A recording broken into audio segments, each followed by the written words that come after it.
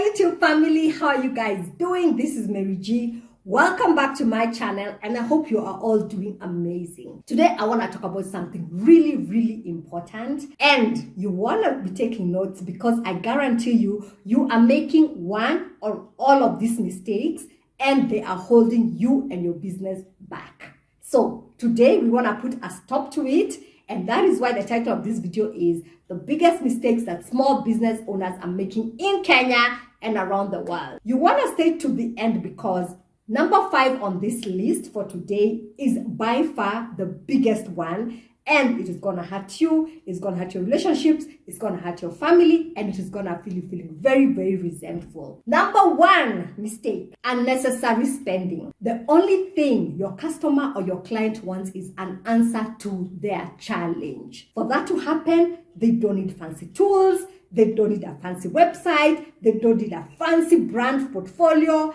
they do not need a big fancy office. So if you are stressed out, if you're not taking action because you're thinking, I need money for all these things, or you're spending the business's money paying rent that is unnecessary or that is too big for what you need, stop it today. That is by far one of the biggest mistakes business owners are making. Number 2, lack of a financial plan.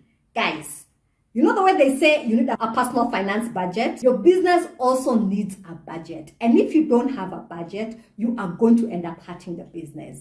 And why is that? Because once you have a business budget, it will help you keep you on track, and it will help you to allocate the resources to the things that are really going to help move your business forward. So if things are not in the budget, then they should not feature in your spending plan for your business. Number 3, personal spending of the business's money. Guys, too many of you are doing this. You need to stop dipping into the business's honey pot. The money the business is making is not all yours.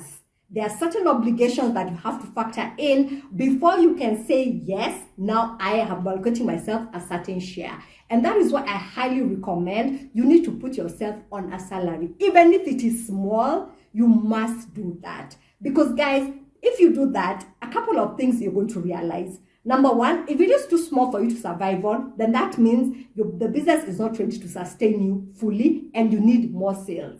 It might also mean that there is a problem or a gap in your business idea or your business model. So guys, no, don't do that. All right? Promise me? Number 4 mistake that a lot of you are making is not consulting finance professionals. You are not helping yourself by evading the taxman or not understanding the obligations that you need to think about financially and legally for your business.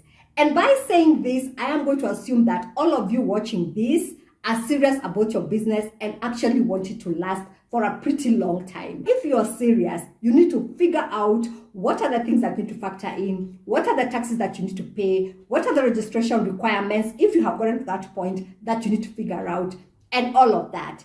And finance professionals are not that expensive, guys, right? And if you have not reached a point where you can afford them, you can just ask a couple of your friends or a couple of your mentors who are already running businesses so that you can start off on the right foot. But guys, you want to start out how you want to end. And finally, guys, number 5, and I told you this is the big one: no more handshake deals or arrangements. And guys, I am sure you're sitting there and you're feeling like safari ants are chewing you, because I guarantee you a lot of you are guilty. And it could be in terms of a partnership, you're partnered with someone and you have nothing written down on paper. Or it could be you are so excited about a deal because business has been hard, so you quickly agree to supply goods or services without actually having a contract in place or having accepted a deposit, or 0 terms and conditions that are understood by both parties. Guys, especially for the partnerships, I do not care if you guys are blood brothers and sisters, or if you have donated kidneys to each other, or how close you are. You must document every single thing, because treat your business like the way you treat a marriage, like the way you go to church and sign an agreement, right? It's not just about the flowers and the confetti. At the end of the day, what counts is that certificate, which is recognized by the law. Treat your business the same way. So guys, those were the first 5 that I wanted to feature, and they are by no means exhaustive. So I am going to do another part 2 of this video. So you want to stay tuned for that. And if you have been making these mistakes, I want you to go away from today and remedy them immediately, because your business is going to thank you for it. So you want to come back next time, hit the subscribe button, hit the notification bell, share this video with your friends who are also business owners, so that we can all grow together as successful business owners. All right, you guys, I hope this helps, and see you next time. Ciao.